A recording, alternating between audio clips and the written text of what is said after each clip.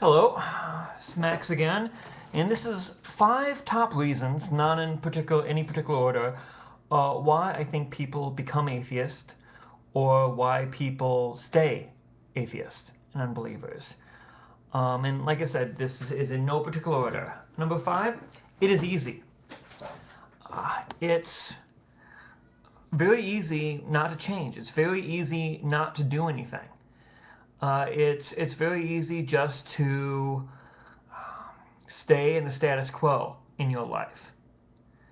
One of the strongest forces on the face of the earth is the force of inertia, and that's why I believe that one of the deadliest of the sins is sloth, because you just don't do anything. You live your day-to-day life, but you don't better yourself for God. You don't better yourself for your fellow man. You're surviving, but you're not really living.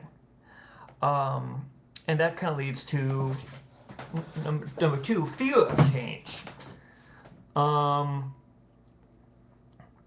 Letting God into your heart, there are some changes that you will have to do. And it's hard to look into yourself and see, I am a sinner. I have problems that I can't deal with by myself. And that's very difficult to admit. I mean, we are very prideful people. And so I would say that's part of it. And all these are very subconscious. I mean, a lot of people will say, well, that's not me, but like deep down, I mean, these thoughts are there. And I believe those thoughts are the thoughts of the darkness. 3, peer pressure. I mean, it's very easy. I was hanging out with agnostics and atheists who badmouth some religion, and I mean, kind of the George Carlin, Bill Maher crowd, and I started making jokes again, about bringing back crucifixions for the fundamentalists, and I am ashamed of that now.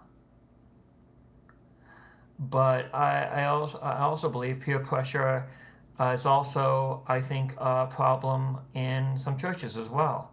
You don't question the pastor. You don't question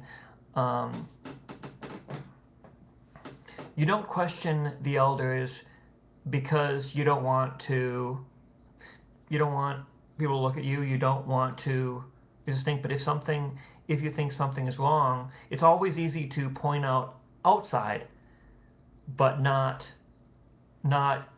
inside. And so I believe you can, when you get like a cult mentality where you're not analyzing, you're not questioning, you're not reading the Bible and asking a pastor, I don't think that this matches up with what you've been saying, things like that, in a very friendly way. But I believe peer pressure, a friendly and loving way, I believe peer pressure can have a part, especially depending where you live.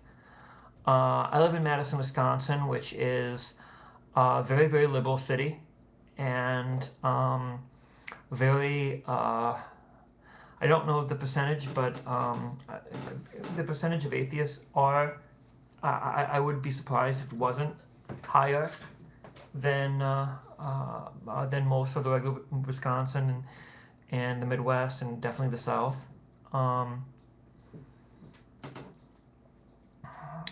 Number 4, even if you think, I'll never match up, I'll never be good enough, and that's the trick. I mean,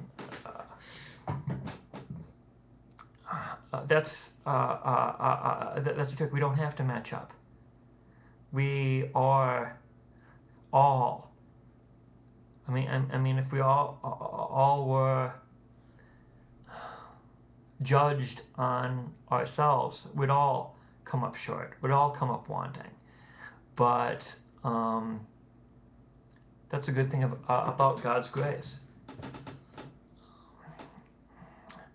But another question is, like, if I do want to believe in Christ, if I do want to believe in Jesus and let Him into my heart, there's so many denominations. I mean, I don't want to believe, but not be accepted because I'm doing the wrong one. I mean, do I have to like worship all the like the high holy days and keep Jewish law like some of the Adventists and other religions, or I mean like look at Catholics, look at Southern Baptists, look at mainline Protestants, and I mean a lot of people, it just,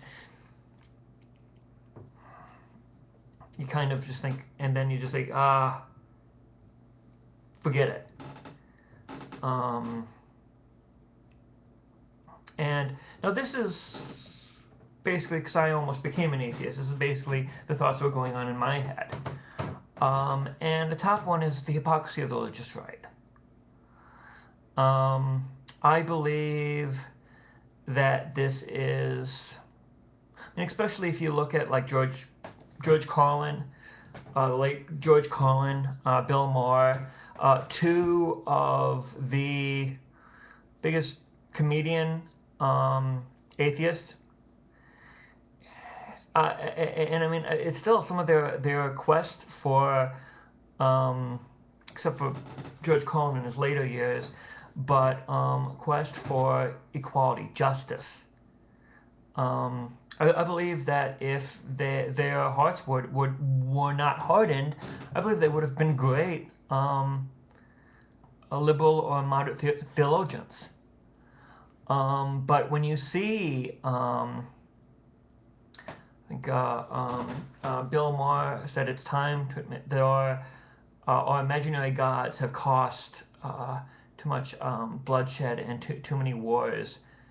It's time to give up. And I just think the bloodshed, the wars, the hatred, the fighting, the slavery, the burning of heretics, etc., all the bloody history that Christianity does have, that's not true Christianity. True Christianity is liberating. True Christianity is one with God and with your fellow man. And when you see some Christians seeming to care about abortion, but not care about poverty, I mean, and it's like when George Carlin said that the religious right care about babies in the womb, but after that they're screwed. I mean, he used a different word, but I don't like using that word anymore. And the sad thing is, we have to be the light. We can't be hypocritical when we're working for our Lord, because when we are, what we do, glory, our good works reflect back on Him, but our bad works, our hypocriticalness, our judgmentalness, our warness, our hatred, that reflects back on Him as well. And so I believe this is the number one. I mean, I used to say, show me an atheist or agnostic, and I'll show you a pushy, self-righteous, judgmental fundamentalist who pushed them away from their faith. And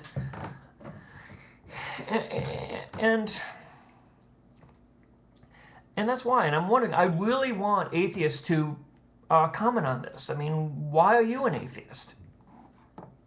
God bless.